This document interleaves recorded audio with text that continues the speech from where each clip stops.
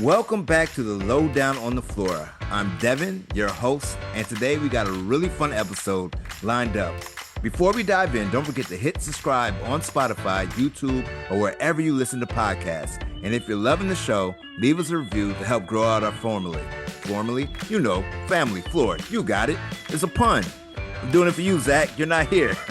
But anyway, today's guest is someone who knows his way around dollar stores, went head-to-head in some intense categories, and kept us entertained in the process.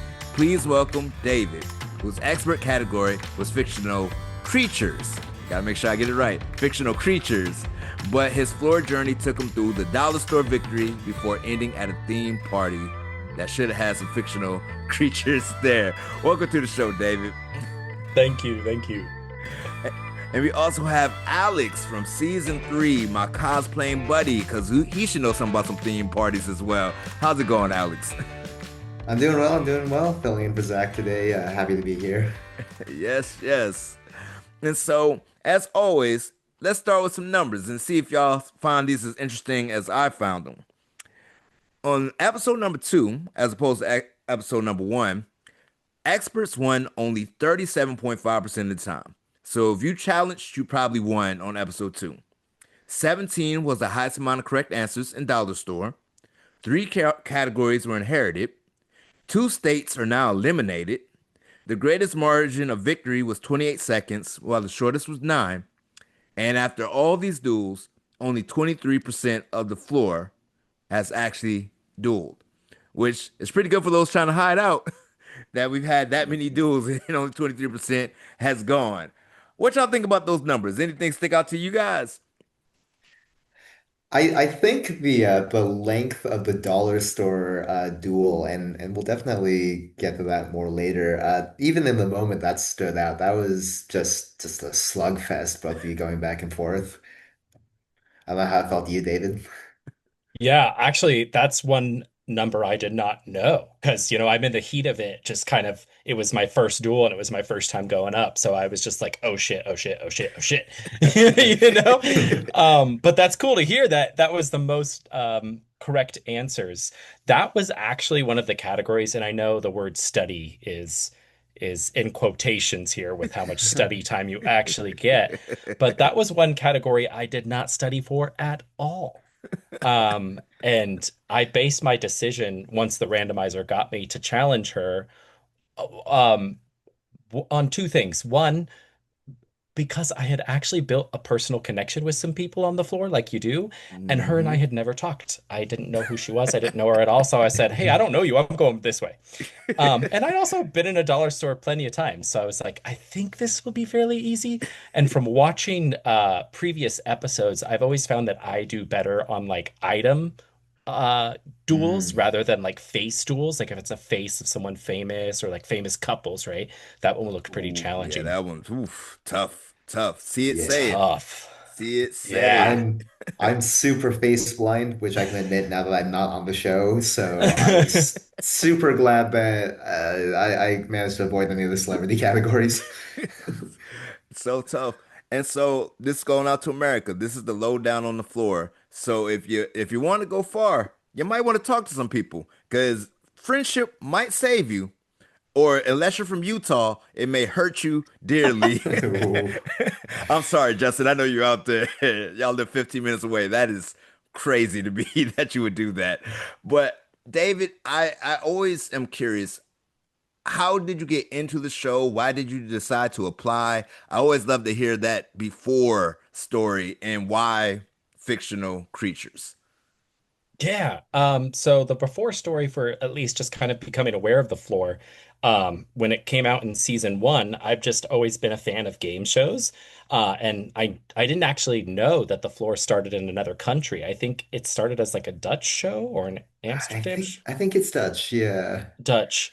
So I just thought it was some new thing. And I watched the first season, watched the second, watched the third, fell in love with it just right from the get-go because I think it's one game show that you can really play at home. You can yell at your TV with your friends or your family, and it's just so fun. And it's trivia, but it also seems like approachable trivia because it's image-based, right? Um, so I just thought, gosh, I'd love to be on this show. And I've actually always talked about life in terms of gaining life tiles, like the board game of life. So I'd always say, I really want to get the life tile of being on a game show. Um, and honestly, my application process, I'm sure maybe other people can speak to this too. That short little cell phone video you film, I did it in like my pajamas in my bedroom, like not thinking anything, right? So to make it all the way and to get actually on the show was really exciting. But I basically just applied from being a fan, and was lucky enough to make it all the way through casting. And what was Yeah. that second question you asked me? Second part, why fictional characters? And this is Oh might where yeah. you get to the nitty gritty because some people's like, I worked at the cat food store and they said, hey, Hmm. you're an expert on cats now. I was like, hey, no, that's just my job. I don't actually know anything. They do. And what's funny is the only way, because this was not a category that I suggested, because you get to suggest like five or six that you'd be good Mhm. at. But it was adjacent to one that I suggested, and that was horror movies or horror films. I'm a huge horror movie buff, and I love horror films of all kinds. And I was hoping to get something like, famous killers, or serial killers, or something that's about like Jason Voorhees and Pinhead and all those guys. But it just, when they sent out the list of all the categories that would be on the floor with you and what your category was, I was like, they must have taken it from that because there is nothing else I said that was like, I love fictional creatures. But there is a lot of, creature features in horror film. And so as they give you a little more information about what exactly about your topic it's going to be. They said it was going to be fictional creatures based on films, movies, and TV shows. So I So was studying everything from the Harry Potter world and Star Wars and like all these things where you would see a bunch of different types of creatures, fictional creatures.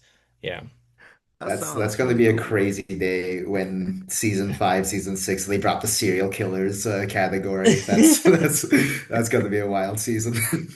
Yeah. And to be honest with you, David, a lot of categories that people pitch, I don't know if they're like ready to do it for that season, but they do go ahead and put it on another season. Because I pitched U.S. presidents, and I see it's on the floor this year. I'm like, oh, y'all played me. I've been wanting to say Rutherford B. Hayes for a couple of years I've heard some rumors within the Floor family too that Pokemon has been pushed so many times and it's never been featured, but Interesting. Pokemon would be so cool as a category. There probably some copyright issues on that one. Probably. Yeah, yeah, And so let's actually go to this episode. You just survived episode one. You got a little bit of time to study. We discussed if that first episode is probably the worst episode to actually go because you just found out where you're on the floor. You just found out what's around you, and now you survived episode one, and now it's episode two. Johnny Fairplay has the board. What is running through your mind as episode two is starting us off? This for me and Alex, for This me. for this for you. You was on the floor. We were Okay. just watching. We were just spectators. Yeah, you're spectators. Um, I'm like, who's going to be listening to this podcast? Because first, I have to say, as I'm a game show fan, some reality shows I do not watch. I had zero idea who Johnny Fairplay was. And everyone's like, Johnny Fairplay's here, Johnny Fairplay's here. And I'm like, Johnny who? Johnny what? But I was watching this guy and his personality, and I was like, this guy is so much. Like, I was kind of annoyed. I'll just say it. And he really was a recluse. He, like, in morning at the hotel and stuff, he was having breakfast by himself or with one other person. And he wasn't playing sort of the social game or engaging with people. So when I saw Johnny taking the floor, he did do really well in his first duel. I said, "Oh no, here we go. This big personality is just gonna take over, right?" And it was entertaining to watch, but it was also annoying to watch. Man, to say this, David and Alex, I don't know if you had the same feeling. Being on the floor with Brian, I was like, is Johnny trying to be Brian? Like, is he gonna try to like go balls to the wall and just not give it up? And I was like, I don't know if everybody could pull that off though, because Brian shocked us. Like we was like, yay, Brian. It was like, oh no, Oh, he is murdering us bit by bit we Yeah, are. that was crazy. I remember I didn't know anything about Brian. I was like, oh great, they have this like random Hollywood dude here for like the views, and then just kept winning, and I was like, oh God. Uh yeah, I mean Fair Play wanted to it seemed like he wanted to really win in style, which I respect. It made for good TV, but star that burns twice as bright and so on and so forth, you know. And so, Made for some David, good viewing though. I'm gonna say this to you then. Marcia wins. What are you thinking at that moment?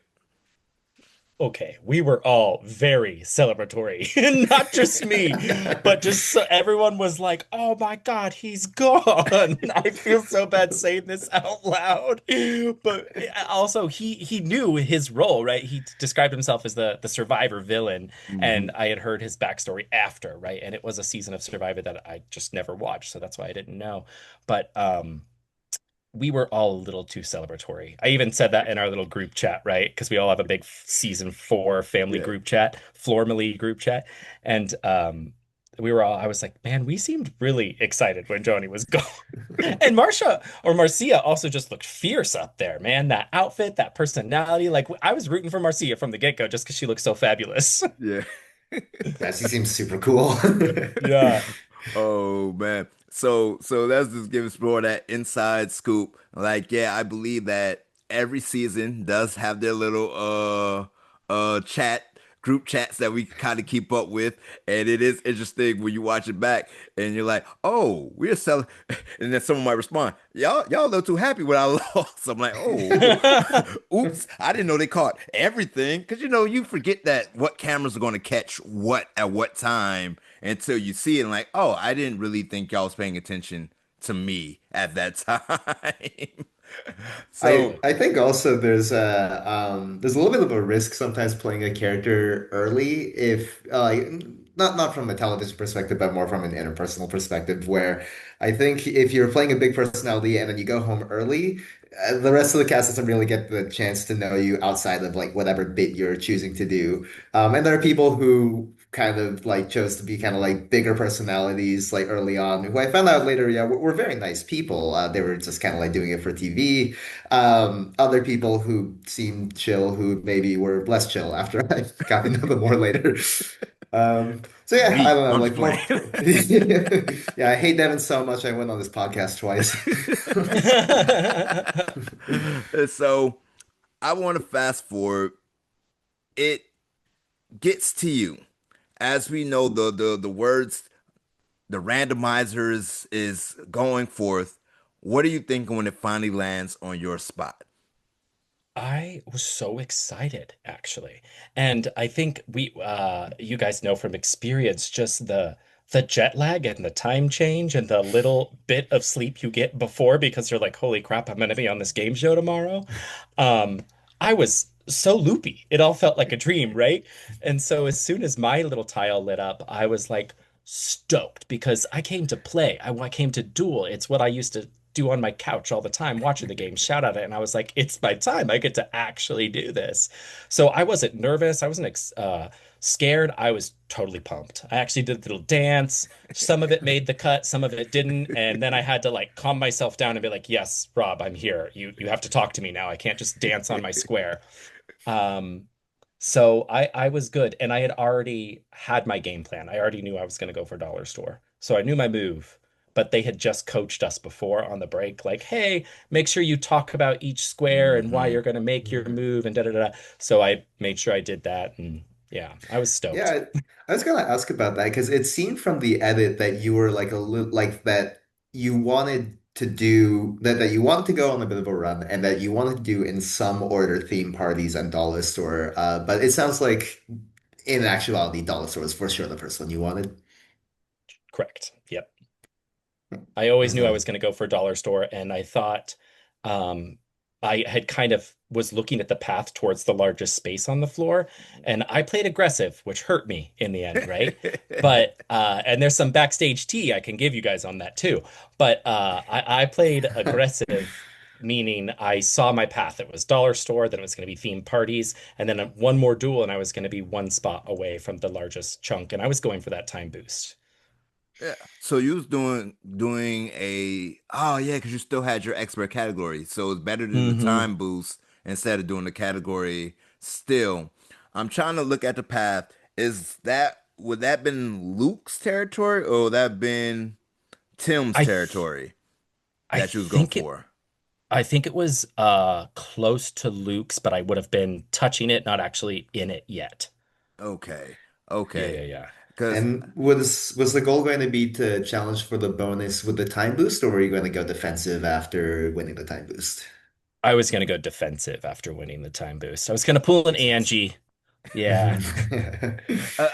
that's funny. I'm gonna text Angie and say, "Hey, you got a move named after you now. We gonna pull an Hey, Angie. well, what's funny is after this, I'm I gonna be got on Angie. Angie's podcast. Tell her I say Yeah. hi. Tell her I say I hi." will. I will. And so you're going through this process. You have your plan, and then you pull up theme party. When did you realize that, hey, maybe you should have stayed on the floor instead of playing theme party?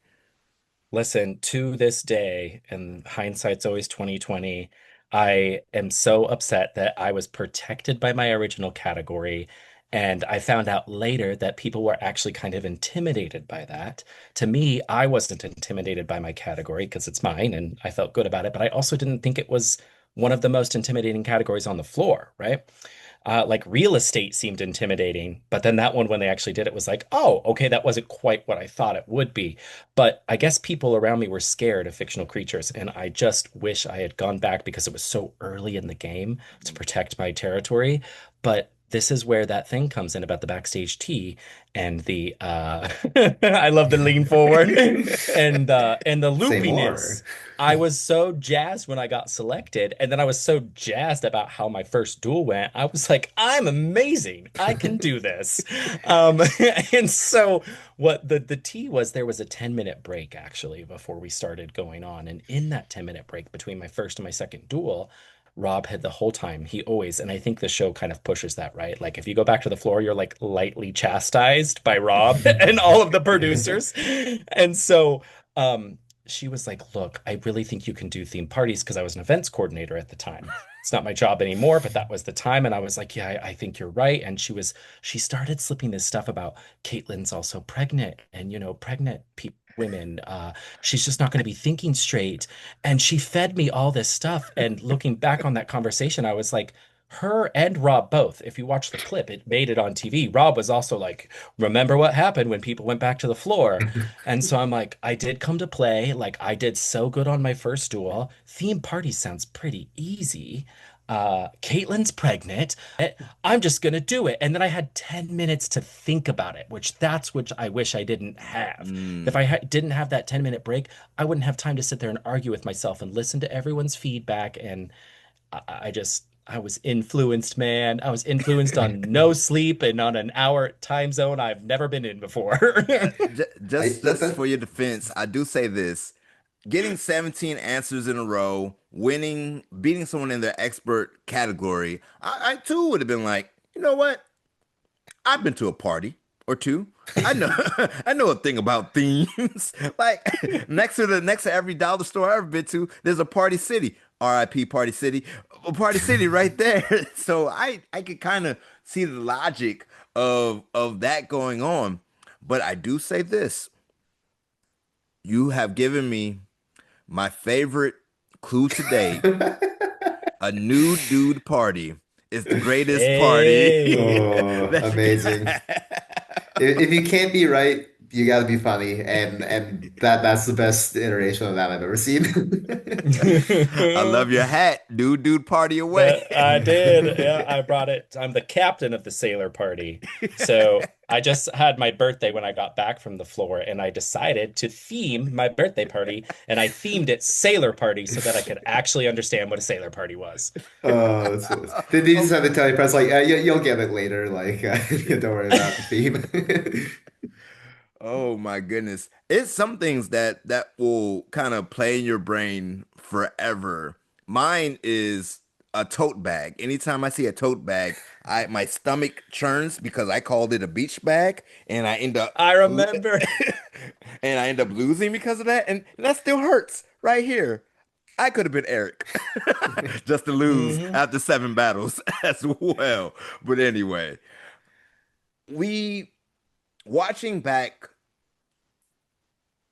the show, and I'm just thinking, as more and more people were coming up, were there any categories that you wish you would have challenged that you got to see where he was like, oh, that was a lot easier? And were there any categories you were like, oh, that's a lot harder than I expected? Yep. The two that I could say were really hard, and I was kind of like, gosh, I hope I don't have to do that again because it's faces were famous couples. And that was hard too, because I think having to call out both names in the couple Mhm. takes time, and this is a time game. So that was pretty tricky. And also sitcom families, because you have to know the name of the family, not the show. And I know that Mhm. my brain, and sometimes those names are the same, but sometimes they're not. And so I know my brain would instantly want to try to go to say, oh, that family is from this show, but you have to know the family. So I was scared of that one, and both watching them both play out. I thought they were pretty hard categories personally, Uh, just with the facial recognition and that tricky thing about naming the family, not the show. it's on that. Easier categories. I mentioned it earlier, real estate. I was like, oh, that was like just some logos and like really, really famous real estate people, like the Property Brothers. So Yeah. it's like, I think I could have done pretty well on that. Granted, that category was so far away from me. Um, so I didn't see it coming into play. The other one was Junkyard. Again, image based. I always think I do better on the image based ones than face based ones.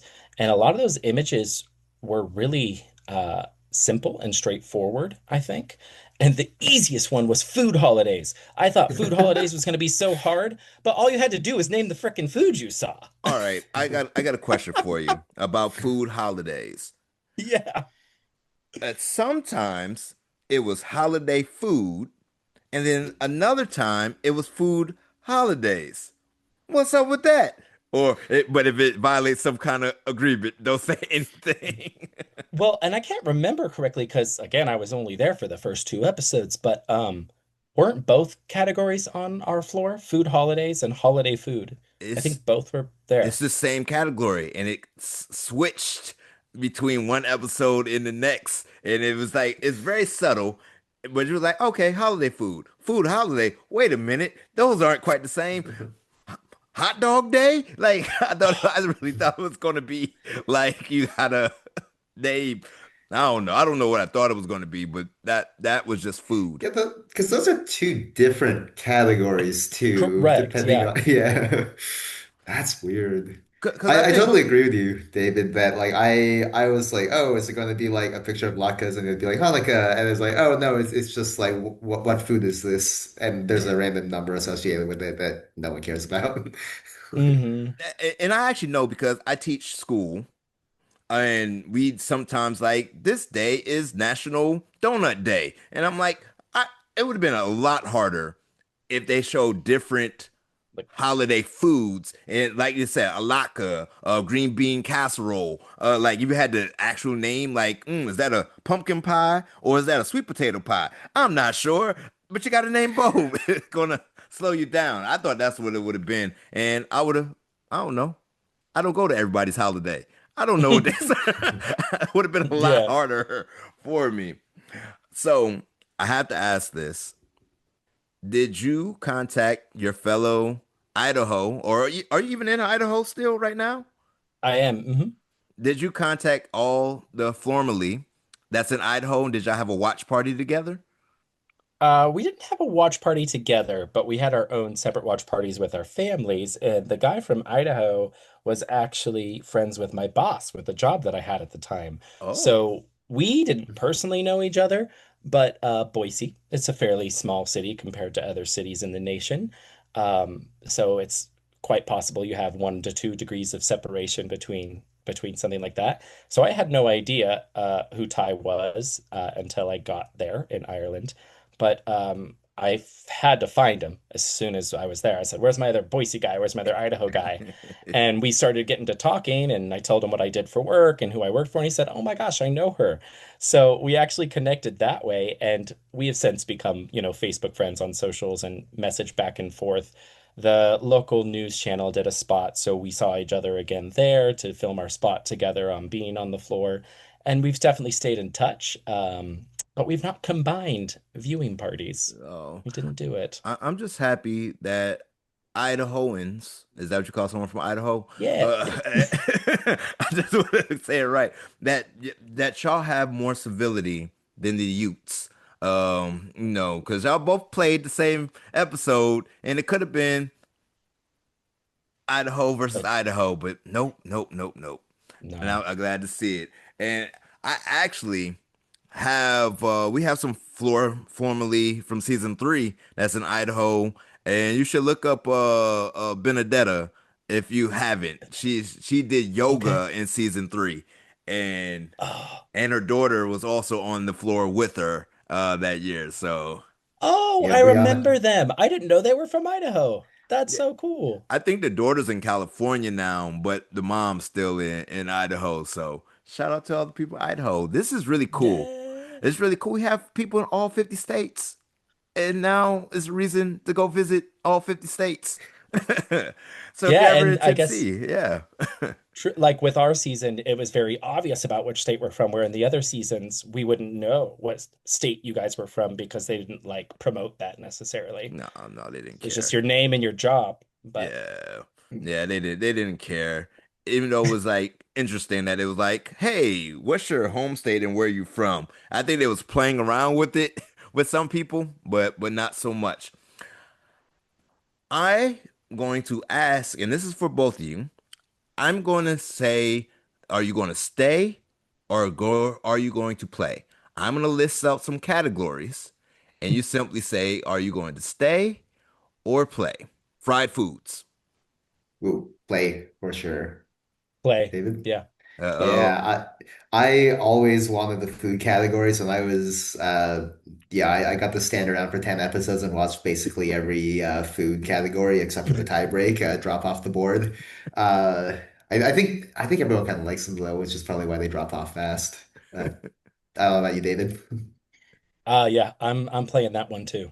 playing that one. Mhm. All right, pet supplies. I'll play. I'll play that one. If I had to, I know that's not one of the two given answers. It's one of those like, depends on the person and how I'm feeling that day. Uh, Definite maybe. I actually wouldn't play pet supplies, and I have a dog, and I'm like, no, no, no, because it's going to be something that I don't own, and I'm not thinking about any other animal other than the dog. But anyway, sitcom families. What we got? Oof. No, I'm saying I would have gone out yelling, the Modern Family people. I'm also staying per everything I've said in this show. It's, it's like no dice. I, Alex knows this. I'm playing anything that has to do with TV, and I'm probably going to crush it if I had a chance. Platinum vinyl records.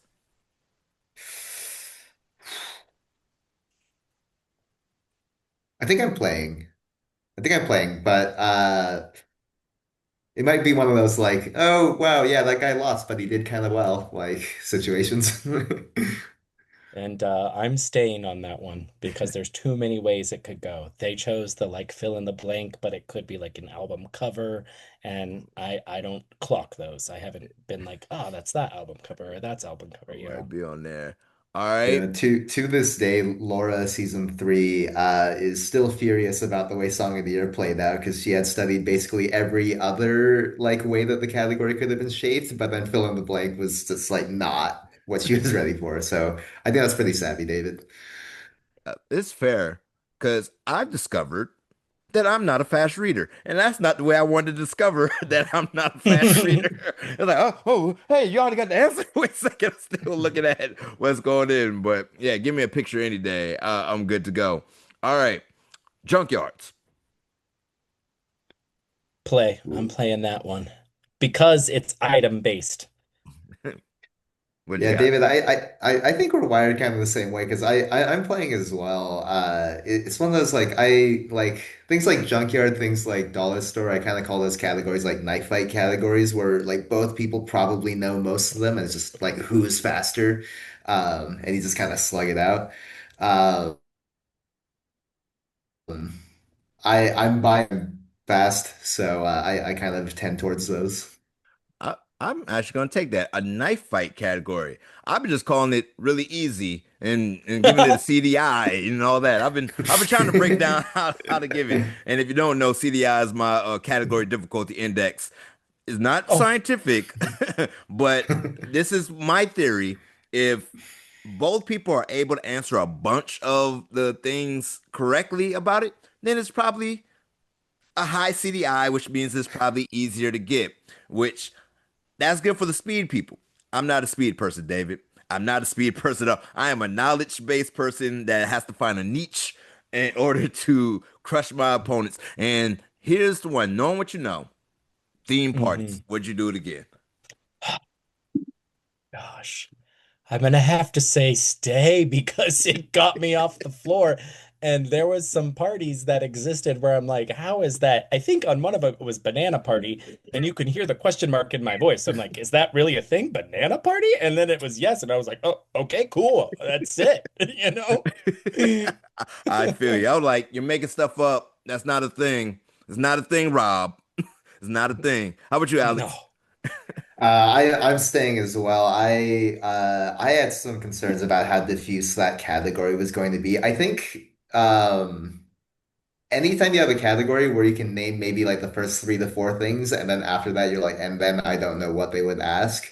Those are the sketchiest categories to go after because you might wind up on the wrong side of a really nasty difficulty spike, which I feel like both of you kind of did, David. Yeah. So, David, before we kind of wrap up our conversations, I know you have some other engagements. I'm gonna break down your stats for you. Are you ready for it? I'm ready as I'll ever be. All right. So you were able to give 29 correct answers in total with only two passes, which gave you a correct answer efficiency rating of 93.55% with a pass ratio of 6.45%. So you are in the upper ranks of the correct answer efficiency. So kudos to you. You were also able to answer a question correctly or answer a question every 2 seconds, having one of you were the third fastest person on episode two. So if you want to hang your hat up on anything, you could say, "Hey, I'm really accurate. I am really, really fast. I just didn't happen to know one thing more than another person." Does anything that Yeah. surprise you about that? Because that's all I got is stats. That's what I hang my hat up on now, David. Now that No, I'm gone. that's pretty cool that you do that stats thing. And hey, I will take 93, like top 90th percentile. I'm gonna take that to the bank for when they do the floor all-star season. And come on, if you need more funny answers like Nude Dude Party, you gotta put me on. I'd love for them to come back and do an all-star season, right? Has your season talked about that at all? All It's the only the most, time. yeah. All the time. I'm Eh, sure every single group chat of every season is just like, oh, hopefully they're going to do an all-star season. And I'm like, yeah, I would, yeah, the one and the one announced too, right? David, to be honest, and this is talking inside of baseball, I've actually pissed some of the people off in my group chat on accident. I ran a bunch of numbers and I ranked everybody from 1 to 100. But I Do it for didn't. my season. I'm curious. and so I just put the top 25. And people who are in that top 25 were not happy with where they were in that top. Like, you're in the top 25. What is the problem? It's like, how you have this person more than me when I made more money than them. And I'm like, I didn't mean any disrespect. I was going off of how many wins did you have? How many duels did you do? Because with the championship doing the best 2 out of 3, I think that's important that you actually have more Mhm. risk going on. And at the time, I didn't break down as much stats as I'm doing with your season. And then I did Who did you beat? What was your strength of people that you beat? And so they were not pleased with me, David. But I would do it yours because I have less personal connections. 'Cause I got a lot of text messages after I Oh my released goodness, that's what I did. And so to say that, we'll see. We'll see because I said it on the last one. Only 114 people out of the 3 seasons so far have won more than one duel. Only 114. wow. So it's a lot more people losing than actually Yeah. winning. So hey, Sorry, this is an audio medium, so you can't see, but I just waved into the camera. Yeah. so yes, and so you got a chance to stay up there. We both did something that our families probably said we shouldn't have done. We stayed. We continued playing when we should have went back to the floor, even though I was figuring I was going to get back up on the probability says that. But you had a choice, David. You had a choice. But new dude party. So this is what we got going for us, David. Our consolations of this. We might can make it as all-stars if we both become very strong memes. That's what I was hoping for. I was like, just make new dude a meme and I'm good. Like, because what I got is me dancing. They showed that on all the trailers. I was like, okay, yeah. And I didn't mean to do it, but here I am on here. Um, Going back to the actual floor and the actual low down on the floor aspect of this, thinking about who's been shown, who hasn't been shown, without any like true spoilers. Who is your underdog pick to win the season? We had Jacob. Justin said Jacob was a possible pick. The other Survivor alumni, go figure.